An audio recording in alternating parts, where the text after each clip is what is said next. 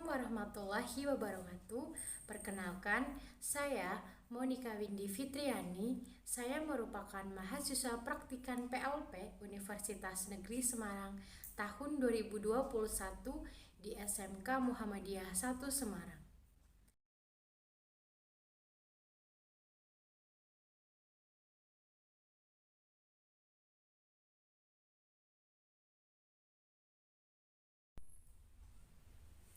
Halo, bagaimana kabar kalian semua? Ibu harap semuanya sehat selalu ya. Tetap jaga kesehatan dan patuhi protokol kesehatan yang ada. Hari ini kita akan belajar yang pertama, pengertian haki, yang kedua, tujuan dan sifat haki, yang ketiga, prinsip-prinsip haki, yang keempat, klasifikasi haki, yang kelima, dasar hukum hak kekayaan intelektual yang ada di Indonesia, dan yang keenam atau yang terakhir adalah syarat karya intelektual yang dapat dipatenkan. Baiklah, langsung saja kita masuk pada materinya. Hak atas kekayaan intelektual atau haki oleh Monica Windy Fitriani.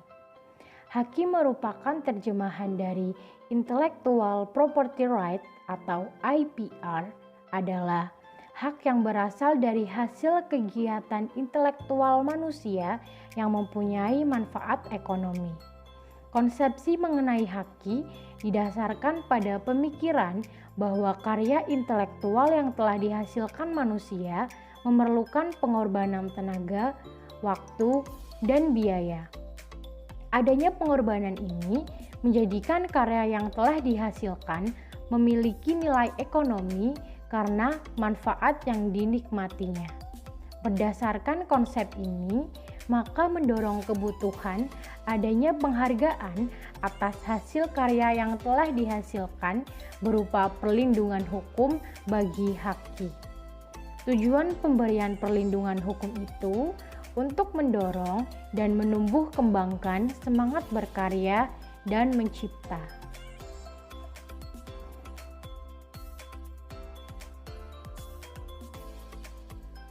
Baiklah, kita masuk pada pengertian haki.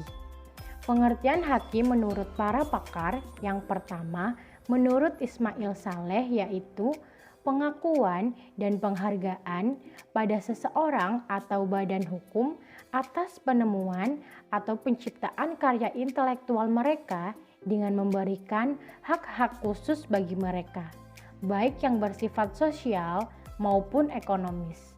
Sedangkan menurut Bambang Kesuwo menyatakan bahwa hak atas kekayaan yang timbul atau lahir karena kemampuan intelektual manusia itu sendiri.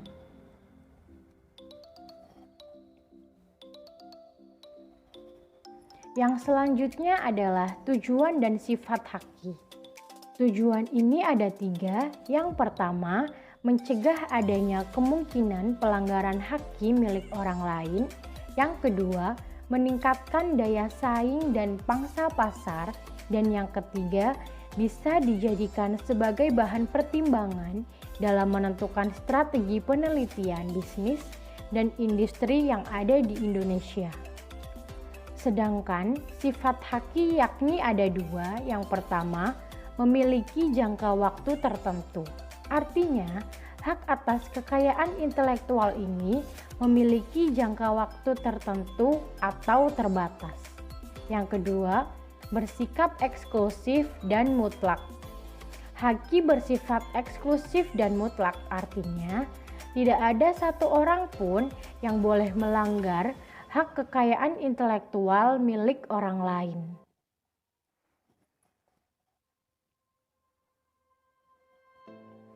Yang selanjutnya kita masuk pada prinsip-prinsip haki.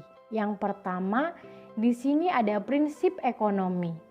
Prinsip ekonomi yakni hak intelektual berasal dari kegiatan kreatif suatu kemauan daya pikir manusia yang diekspresikan dalam berbagai bentuk yang akan memberikan keuntungan kepada pemilik yang bersangkutan. Yang kedua adalah prinsip keadilan. Prinsip keadilan yakni di dalam menciptakan sebuah karya atau orang yang bekerja membuahkan suatu hasil dari kemampuan intelektual dalam ilmu pengetahuan, seni, dan sastra yang akan mendapatkan perlindungan dalam kepemilikannya. Yang ketiga adalah prinsip kebudayaan, yakni perkembangan ilmu pengetahuan, sastra, dan seni untuk meningkatkan kehidupan manusia. Yang keempat adalah prinsip sosial. Prinsip sosial mengatur kepentingan manusia sebagai warga negara. Artinya di sini hak yang diakui oleh hukum dan telah diberikan kepada individu merupakan satu kesatuan sehingga perlindungan diberikan berdasarkan adanya keseimbangan antara kepentingan individu dan masyarakat. Yang selanjutnya adalah klasifikasi hak kekayaan intelektual atau HAKI. Berdasarkan WIPO atau Declaration of the Human Mind, hak atas kekayaan intelektual dapat dibagi menjadi dua bagian, yaitu yang pertama hak cipta atau copyright dan hak kekayaan industri atau industrial property right. Yang pertama kita masuk pada hak cipta. Hak cipta merupakan salah satu jenis hak kekayaan intelektual, namun hak cipta berbeda dengan hak kekayaan intelektual lainnya seperti paten yang memberikan hak monopoli atas penggunaan invensi. Hak cipta ini mempunyai sifat. Apa saja sih sifat dari hak cipta ini? Yang pertama adalah hak cipta dianggap sebagai benda bergerak dan tidak terwujud. Yang kedua, hak cipta dapat dialihkan seluruhnya atau sebagian saja. Bila dialihkan harus tertulis. Di sini artinya bisa dinotaris atau di bawah tangan. Dan yang ketiga, hak cipta tidak dapat disita kecuali jika diperoleh secara melawan hukum. Yang selanjutnya adalah hak-hak yang tercakup dalam hak cipta. Yang pertama adalah hak eksklusif.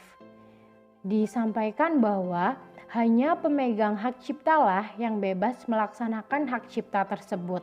Sementara orang atau pihak yang lainnya dilarang melaksanakan hak cipta tersebut tanpa persetujuan pemegang dari hak cipta. Yang kedua adalah hak ekonomi. Hak ekonomi ini adalah hak untuk mendapatkan manfaat ekonomi atas ciptaannya. Dan yang ketiga adalah hak moral. Hak moral adalah hak yang melekat pada diri pencipta atau pelaku. Di sini adalah seni, rekaman, atau siaran yang tidak dapat dihilangkan dengan alasan apapun, walaupun hak cipta atau hak terkait telah dialihkan.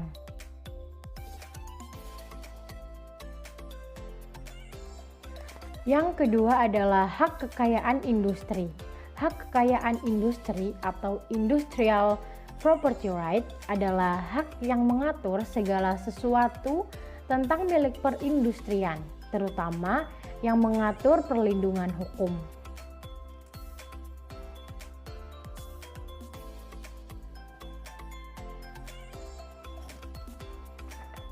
Hak kekayaan industri atau industrial property right meliputi ada 7. Yang pertama adalah hak paten. Hak paten adalah hak eksklusif yang diberikan oleh negara kepada inventor atas hasil invensinya di bidang teknologi. Yang kedua adalah hak merek. Hak merek adalah hak eksklusif yang diberikan oleh negara kepada pemilik merek itu sendiri yang sudah terdaftar dalam daftar umum merek untuk jangka waktu tertentu dengan menggunakan sendiri merek tersebut atau memberikan izin kepada pihak lain untuk bisa menggunakannya. Yang ketiga adalah hak varietas tanaman. Hak varietas tanaman adalah hak kekayaan intelektual yang diberikan kepada pihak pemula tanaman atau pemegang PVT untuk memegang kendali secara eksklusif terhadap bahan perbanyakan Di sini mencakup benih, stek, anakan atau jaringan biakan, dan material yang dipanen seperti bunga, potongan, buah, dan potongan daun. 4 adalah rahasia dagang. Dalam pasal 1 Undang-Undang Rahasia Dagang atau Undang-Undang Nomor 30 Tahun 2000, rahasia dagang adalah informasi yang tidak diketahui oleh umum di bidang teknologi dan atau bisnis, mempunyai nilai ekonomi karena berguna dalam kegiatan usaha dan dijaga kerahasiaannya oleh pemilik rahasia dagang itu sendiri. Yang kelima adalah desain industri. Desain industri menurut UU nomor 31 tahun 2000 didefinisikan sebagai suatu kreasi tentang bentuk, konfigurasi, atau komposisi garis atau warna, atau garis dan warna, atau gabungan daripadanya yang berbentuk 3 dimensi atau 2 dimensi yang memberikan kesan estetis dan dapat diwujudkan dalam pola 3 dimensi atau 2 dimensi serta dapat dipakai untuk menghasilkan suatu produk, barang, komoditas industri atau kerajinan tangan.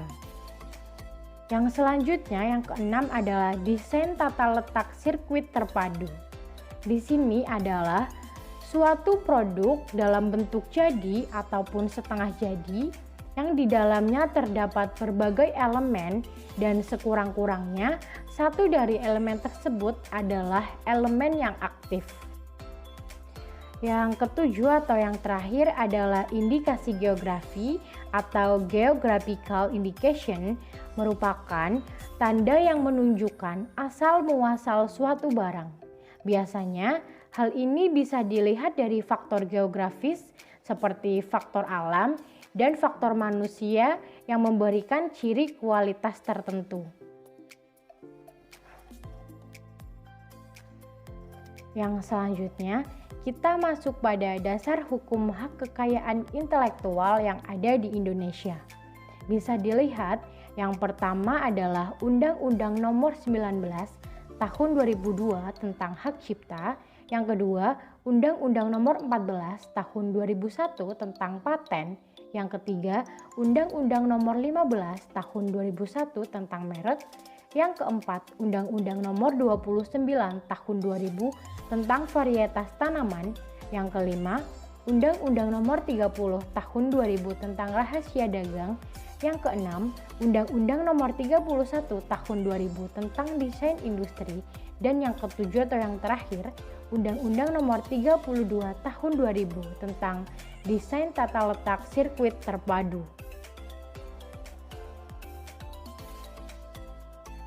Baiklah, yang selanjutnya adalah syarat-syarat intelektual yang dapat dipatenkan. Ada beberapa kategori karya dan penemuan yang dapat dipatenkan. Dengan kata lain, tidak semua hasil penemuan bisa dipatenkan. Suatu karya yang dapat dipatenkan harus memenuhi beberapa persyaratan secara substantif, yaitu sebagai berikut. Yang pertama adalah bersifat baru. Hasil karya intelektual ini belum pernah dipublikasikan terlebih dahulu sebelumnya. Yang kedua adalah bersifat inventif. Prinsip memperoleh paten haki bersifat inventif atau kemampuan untuk menciptakan, merancang sesuatu yang sebelumnya belum pernah ada. Paten hanya diberikan pada karya intelektual, hanya diberikan pada penemu yang memiliki person skilled in the art. Yang ketiga adalah bersifat aplikatif. Maksud aplikatif di sini adalah hasil penelitian yang ditemukan dapat dilakukan secara berulang-ulang. Dapat juga diartikan memiliki tingkat kemanfaatan bagi masyarakat. Semakin hasil penemuannya digunakan oleh masyarakat luas, mengindikasikan bahwa penemuannya berhasil menjadi solusi atas permasalahan yang muncul. Karya intelektual memiliki syarat konsisten, tidak mudah berubah-ubah. Nah, Bagaimana? Menarik bukan pembelajaran kita kali ini mengenai hak atas kekayaan intelektual? Kesimpulan dari pembelajaran kali ini adalah konsepsi mengenai haki didasarkan pada pemikiran bahwa karya intelektual yang telah dihasilkan manusia memerlukan pengorbanan tenaga, waktu, dan juga biaya. Seorang wirausaha harus memahami dan mengetahui tentang hak atas kekayaan intelektual agar setiap produk yang dihasilkan atau diciptakan tidak mudah ditiru dan diakui oleh pihak yang lainnya. Jika ada yang kurang paham, bisa disampaikan melalui WA Group ya.